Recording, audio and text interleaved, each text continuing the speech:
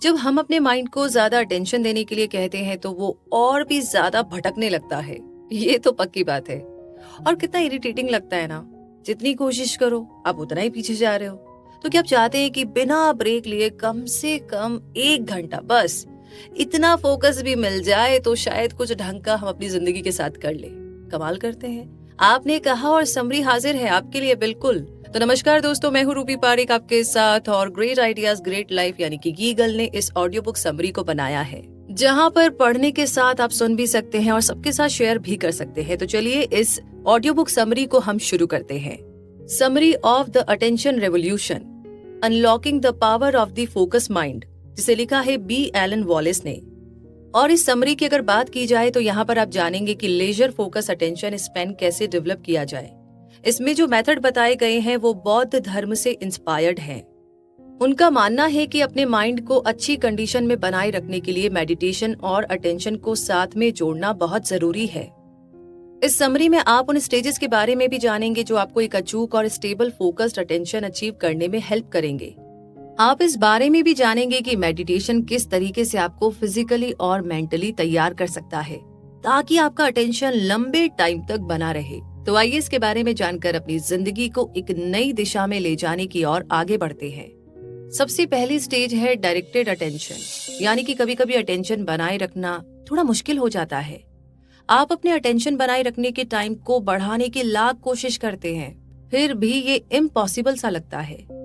आपकी तरह इस बुक के ऑथर भी कुछ साल पहले तक इसी प्रॉब्लम से स्ट्रगल कर रहे थे। उन्होंने इसके बारे में कुछ करने का फैसला किया। उन्होंने बुद्ध धर्म और मेडिटेशन के बारे में सुना। उन्हें पता चला कि मेडिटेशन फोकस्ड अटेंशन के लिए कैसे एक चमत्कार की तरह काम करता है। अपने अटेंशन या ध्यान को इम्प्रूव करने का सफर इतना भी आसान नहीं है। इसे प्रैक्टिस करने वाले कई बार फेल भी हुए हैं, क्योंकि अपना फोकस बनाए रखना बहुत ही मुश्किल होता है। इसका रीजन है कि हमारा मन बहुत ही चंचल होता है। वो एक जगह टिककर नहीं रह सकता। शायद हम जान भी नहीं पाते कि एक ही पल में हमारे मन में हजारों थॉट आते जाते रहते हैं। इस समरी में ऑथर ने कमला शीला के बारे में बताया है कि आप अपने अटेंशन स्पैन को डेवलप करने के लिए क्या कर सकते हैं। कमला शीला एक भारतीय बुद्धिस्ट थे, जिनका मानना था कि अपने अटेंशन को डेवलप करने के प्रोसेस को कई अलग अलग स्टेजेस में किया जा सकता है। फाइनल स्टेज में आप में क्षमता आ जाती है, यानी ये वो डिसिप्लिन है जिसमें आप अपने अटेंशन को सक्सेसफुली तब तक बनाए रख पाएंगे जब तक आप चाहते हैं।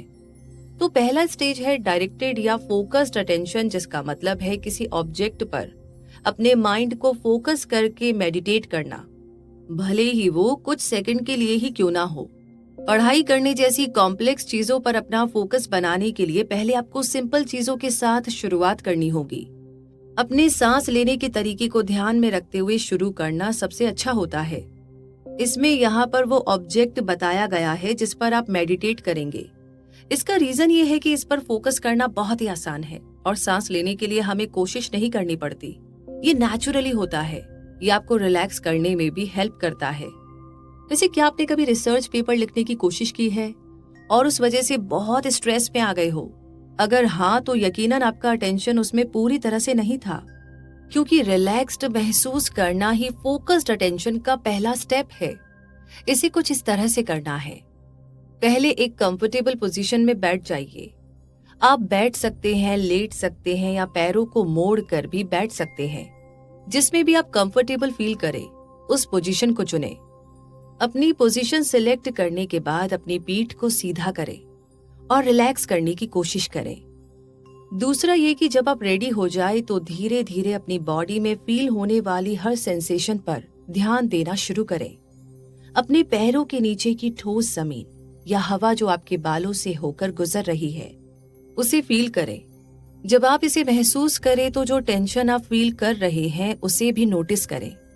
अगर आपको लगता है कि आपके कंधे बहुत उठे हुए या सख्त हैं, तो उन्हें रिलैक्स करें।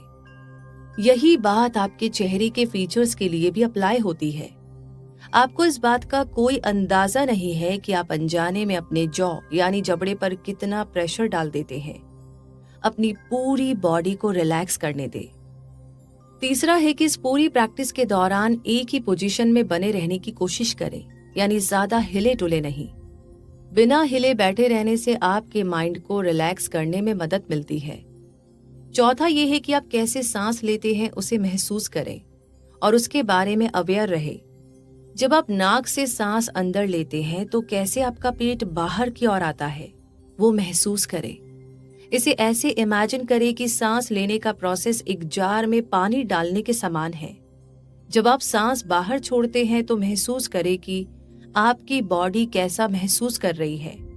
क्या आप लंबी गहरी सांसें लेते हैं या छोटी सांसें लेते हैं? सांस लेने का कोई सही तरीका नहीं होता, लेकिन जब आपको लगे कि आपका मन भटक रहा है तो जबरदस्ती अपने मन को अपनी सांस पर फोकस करने के लिए मजबूर ना करें, क्योंकि आप जितना ज्यादा उसे फोकस करेंगे उतना ही आपका शरीर और माइंड स्ट्रेस में आने लगेगा। इसके बजाय बस अपनी बॉडी को रिलैक्स करने दीजिए। जब आप तैयार हो जाए तो फिर से ब्रीदिंग एक्सरसाइज को रिपीट करें और ऐसा तब तक आपको प्रैक्टिस करना है जब तक कि 24 मिनट की ब्रीदिंग एक्सरसाइज आपके लिए आसान ना हो जाए। तो इस तरीके से फर्स्ट स्टेज के बारे में जान लेने के बाद अब बारी आती है सेकंड स्टेज की, कंटिन्यूअस अटेंशन। यानी कि जब आप पहली बार अपने मेडिटेशन का सफर शुरू करेंगे तो आपको बहुत एक्साइटमेंट फील होगी। हम जब भी कुछ नया करते हैं तो वो बहुत ही एक्साइटिंग होता है ना?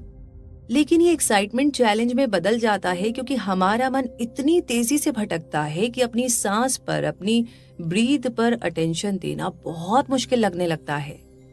सांस पर फोकस करने की ये माइंडफुलनेस टेक्निक आपको रिलैक्स तो करेगी ही, लेकिन कुछ ऐसे पल भी होंगे जब आप अपना ध्यान खो देंगे।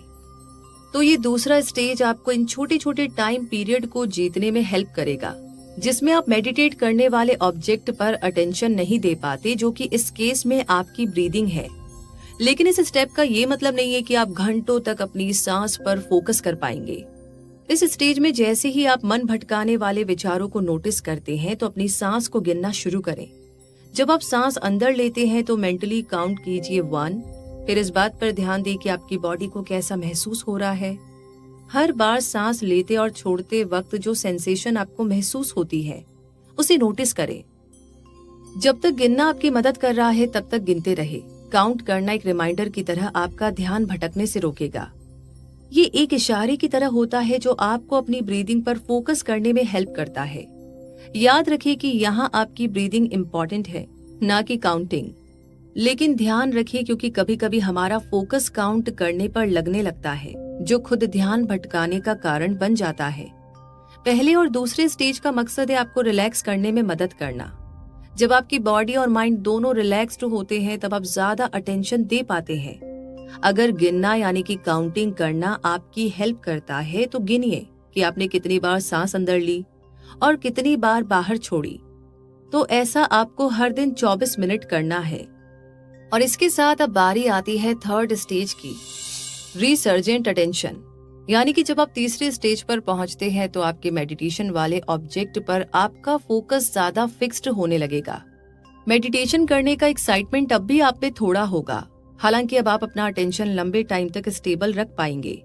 यहाँ पर आप अपने मेडिटेशन का समय भी बढ़ा सकते हैं, लेकिन हमेशा याद रखिए कि हर मेडिटेशन सेशन में क्वालिटी मायने रखती है, कितनी देर किया वो नहीं। तो आप फील करेंगे कि इस स्टेज में आपका अटेंशन स्पेन लंबा हो गया है।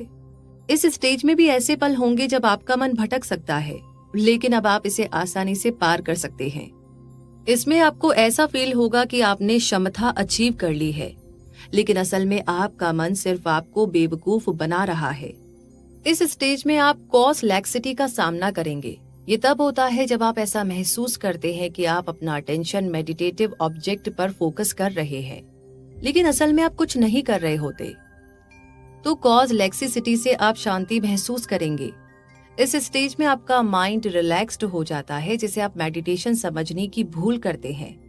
ऑथर ने इस बात को 1970 यानी कि 1970 में हुए एक किस्से के द्वारा समझाया है।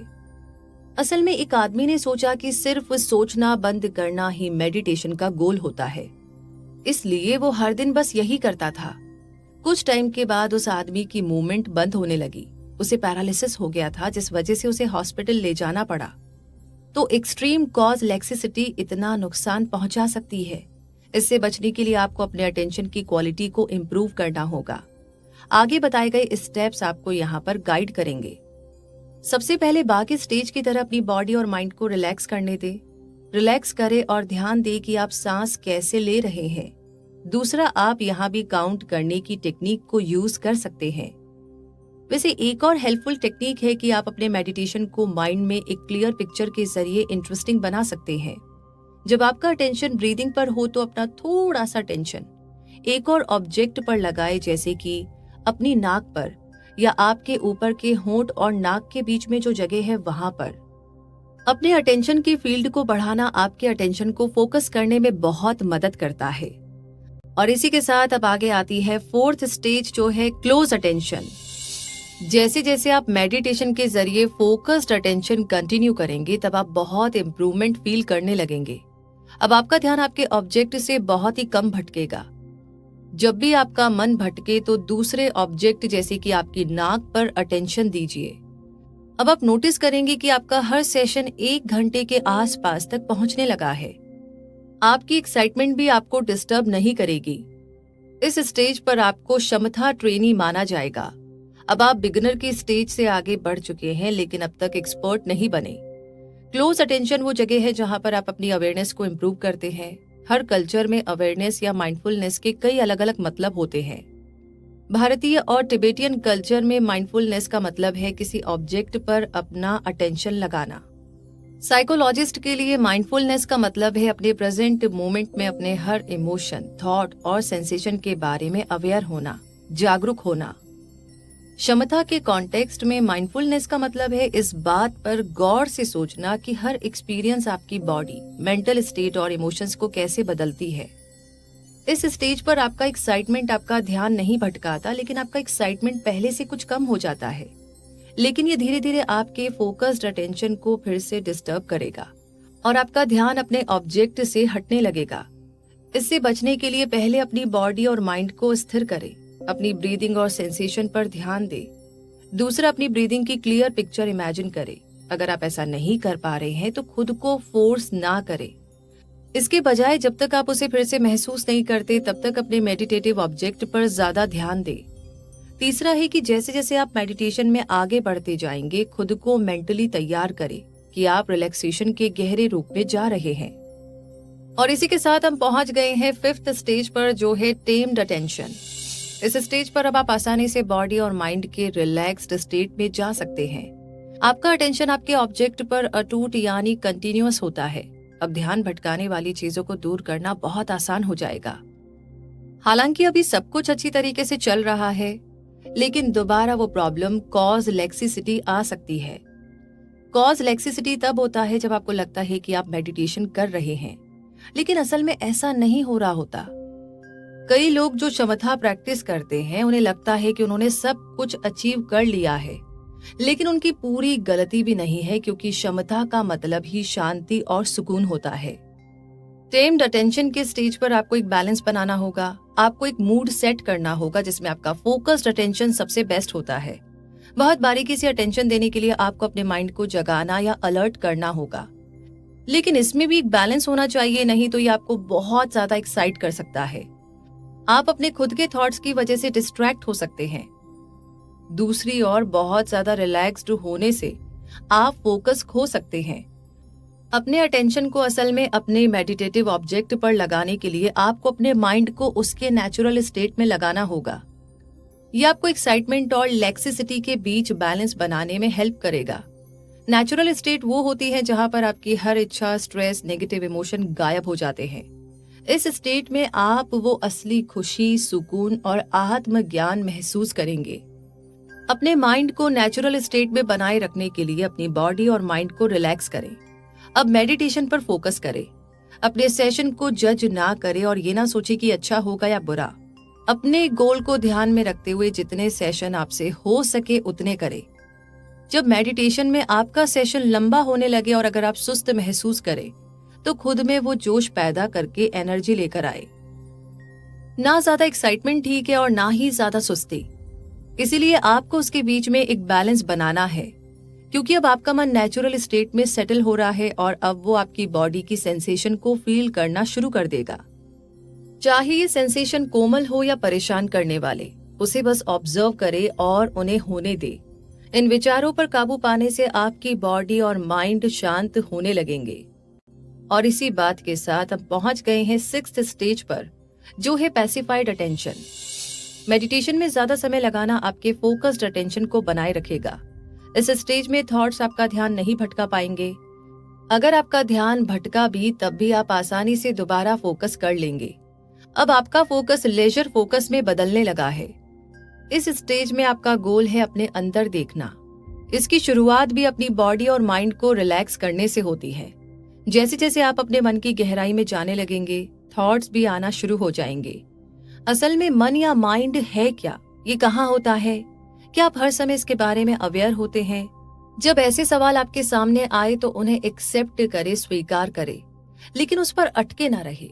देखिए कि वो कैसे आपके मन में आते हैं और फिर उसके गायब होने का इंतजार करे। जैसे जैसे आप अपने मन के अंदर देखेंगे, आपके मन का स्पेस कई चीजों से भरा होगा। ये चीजें पिक्चर या विचार कुछ भी हो सकते हैं। कभी कभी ये ज्यादा कॉम्प्लेक्स चीजों से भरा होगा, जैसे कि इमोशंस या अलग अलग तरह के मूड।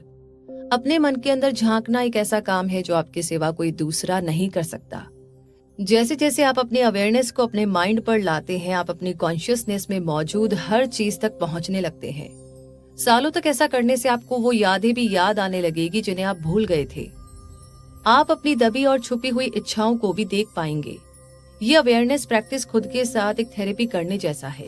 एक बात हमेशा याद रखें कि इस प्रैक्टिस के दौरान आप जो भी सीखते हैं उसे जरूर याद रखें, लेकिन आपने अपने बारे में जो नई बातें जानी है उसे खुद पर हावी ना होने दे। उन इमोशंस और यादों में अटके ना रहे जिन्हें आपने सालों तक दबाने की कोशिश की थी। अपनी मेंटल एक्टिविटी को ऑब्जर्व करें, लेकिन बिना किसी जजमेंट के।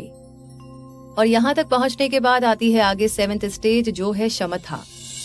इस पॉइंट पर अब आप अपने अटेंशन को कम से कम 4 घंटे तक बनाकर रख पाएंगे। ये कितने कमाल की बात है ना। लेकिन आपको ये समझना होगा कि इस स्टेज तक पहुंचने के काबिल होने के लिए आपको इसमें घंटों का समय लगाना पड़ेगा।